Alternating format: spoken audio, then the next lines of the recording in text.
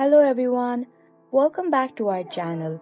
It's me Lily, and in this tutorial I'll show you how to change your password on Instagram. So first of all, open your Instagram app.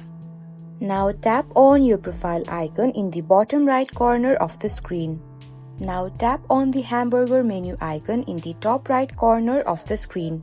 Among the options, tap on Settings and Privacy.